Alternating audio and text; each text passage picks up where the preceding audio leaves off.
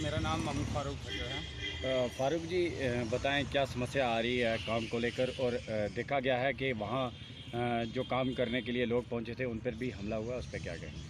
Sir, मैं सबसे पहले आपका शुक्रिया अदा करता हूँ।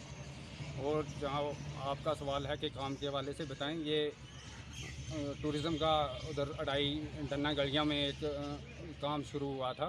वहाँ कुछ लोग उस जगह पे कब्ज़ा करना चाहते थे कि ये जगह हमने ख़रीद के रखी है या इससे वो ऑलरेडी वो जगह जो है वो स्पोर्ट टूरिज़म के नाम पे है। वहाँ काम 2019 से चल रहा है, तो उस काम पे थोड़ा बहुत झगड़ा होता रहता था। लेकिन कल उधर एक बंदे को मैंने सुबह लेबर वालों को बुलाया, भाई आओ उधर आज हमारा काम जो है थोड़ा बहुत वो मुका के आते हैं उधर, क्योंकि पैसा हमारा लैप्स हो जाएगा।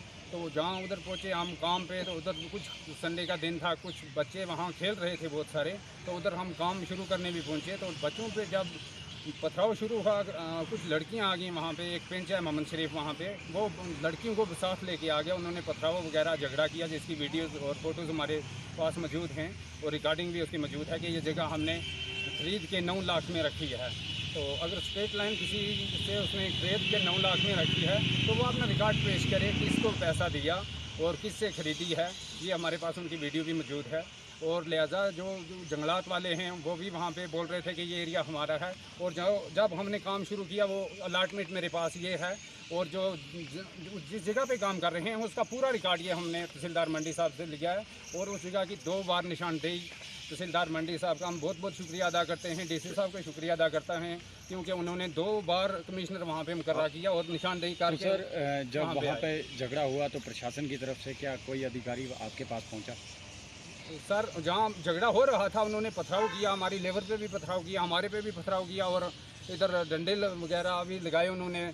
तो प्रशासन की तरफ से पुलिस वाले वहाँ पे पहुँचे, उन्होंने उन लोगों को तितर फितर कर दिया और बच्चों को बड़ी मुश्किल से छुड़काया वहाँ से, और बच्चे वापस आ गए। संडे का दिन था, वहाँ बच्चे खेलने के लिए जाते हैं, टूरिज़्म की जगह है। किस तरह की दिक्कत आ रही है वहाँ? सर, दिक्कत यही आ रही है कि जो हमारे वो लोग हैं कि वो बोल रहे हैं कि हमने खरीद के जगह रखी है। आप बताएंगे उनका नाम क्या है? कौन आदमी है जो वहाँ पे काम आपको नहीं करने दे रहा है? सर, वो ये जो पेंच है या मौलवी हकीमुद्दीन है या ठक्कर साहब, कहाँ से हैं आप? जी, मैं लोकल हड़ाई का रेजिडेंट हूँ और मैं यूथ को रिप्रेजेंट कर रहा हूँ। तो सर, किस तरह की दिक्कत आपको अड़ाई में आ रही है सर? देखिए सर, पहले तो मैं आपका मीडिया का शुक्रिया अदा करता हूँ। उसके बाद मैं यूटी इंतजामिया, डिस्ट्रिक्ट इंतजामिया, डीसी साहब, तहसीलदार साहब सबका शुक्रिया अदा करता हूँ। CEO टूरिज़म साहब का, महकमा स्पोर्ट्स का, सबका शुक्रिया अदा करता हूँ कि आज़ादी के बाद जो है पहली बार ऐसा हुआ था कि गाँव अड़ाई को एक गिफ्ट मिला था यूटी इंतजामिया और डिस्ट्रिक्ट इंतजामिया की तरफ से। वहाँ पर जो है टूरिज़म को फ़रोग मिला था। एक स्पोर्ट्स स्टेडियम वहाँ पे सेंक्शन हुआ था। ट्रैकिंग बेस कैंप जो है वो शुरू हुआ था, जिससे वहाँ की जो यूथ है वो एंटी सोशल एक्टिविटीज़ से हटकर, ड्रग से हटकर, बाकी जितनी एक्टिविटीज़ हैं उनसे हटकर वो इन कामों में अगर अपना आप एब्जॉर्व करते, अपनी एनर्जीज एब्जॉर्व करते, तो वहाँ के लोगों का रोज़गार जो है वो भी बढ़ता, टूरिस्ट फ्लो जो है वो भी बढ़ता। ये एक नायत ही अच्छा कदम था जिसके लिए हम शुक्रगुजार हैं। लेकिन बहुत सारे एंटी सोशल एलिमेंट्स और लैंड माफिया वहाँ पर, जैसा कि ठेकेदार साहब जो इन्होंने नाम बताए उनके, मौलवी हकीमुद्दीन है और पेंच मोहम्मद शरीफ ठक्कर हैं, या और जो लोग हैं, कुछ लोग जहाँ वहाँ पे 2 फॉरेस्ट गार्ड हैं वो भी इसमें इंटरफेयर कर रहे हैं, जिनके नाम एक गुलाम दीन और मोहम्मद कयूम है। वो जो है वो जो लैंड एनक्रोचर्स हैं उनके रिलेटिव्स हैं, इसलिए वो उनकी जो है वो सपोर्ट कर रहे हैं लैंड एनक्रोच करने वालों की।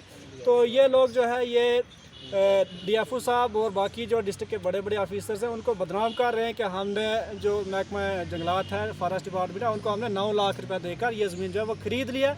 अब हमें नहीं पता ये उनको क्यों बदनाम कर रहे हैं। हम तो कहते हैं कि इसकी भी मजिस्ट्रियल इंक्वायरी होनी चाहिए। क्या इन लोगों ने अगर 9 लाख रुपया दिया है तो किसको दिया है, और अगर नहीं दिया है तो ये DFO साहब बाकी लोगों को बदनाम क्यों कर रहे हैं। हम कहते हैं कि ये एक बिल्कुल मजिस्ट्रियल इंक्वायरी हो और ये चीज़ सामने आनी चाहिए कि वो स्टेट लैंड को क्यों अपनी लैंड बता रहे हैं, या फिर एक कुछ जो लैंड माफिया लोग हैं, मौलवी हकीमुद्दीन है या दूसरे हैं, उनके कहने पे जो है DFO साहब सिर्फ उनकी एक फ़ोन कॉल पे जाकर वहाँ पे जब स्पोर्ट्स डिपार्टमेंट की तरफ से JCB के काम लगाने के लिए, तो सिर्फ एक सिंगल फ़ोन कॉल पे DFO साहब ने बगैर किसी इंक्वायरी के, बगैर किसी डॉक्यूमेंट जो है उनकी वेरिफिकेशन के बगैर DFO साहब ने कैसे अपनी फॉरेस्ट प्रोटेक्शन फोर्स के 15 बंदे भेजे और वहाँ से काम को बंद करवा दिया। क्या DC साहब का आर्डर जो है वो DFO साहब के लिए मैटर नहीं करता? क्या सरकार की तरफ से जो अलाट करदा ज़मीन है, जो पूरा रिकॉर्ड जैसे कि इन्होंने बताया, क्या DFO साहब के लिए ये मैटर करता था, या फिर मौलवी हकीमुद्दीन साहब की सिंगल कॉल जो है वो उनके लिए मैटर करती थी? वो कॉल उनके लिए ज़रूरी थी या डीसी साहब का ऑर्डर जो है वो उनके लिए ज़रूरी था? ये चीज़ हमारी समझ से बाहर है कि आखिर क्यों महकमा जंगलात के कुछ लोग जो है वो अपने छोटे से मफाद की खातर जो है वो इतने बड़े टूरिज़्म के जो प्रोजेक्ट है उसको रोक रहे हैं। इस चीज़ की मजिस्ट्रियल इंक्वायरी होनी चाहिए और उसके बाद लोगों को इंसाफ मिलना चाहिए और ये काम वहाँ पे जल्दी से जल्दी जो है डीसी साहब ने जैसा कि कमीशन मुकर्रर की है, हम कहते हैं कि वो कमीशन जल्दी से जल्दी अपनी रिपोर्ट पेश करे ताकि वहाँ सर्दियाँ आने से पहले, क्योंकि आगे बर्फ़बारी वगैरह, जल्दी से जल्दी वो काम जो है वहाँ पर शुरू किया जा सके।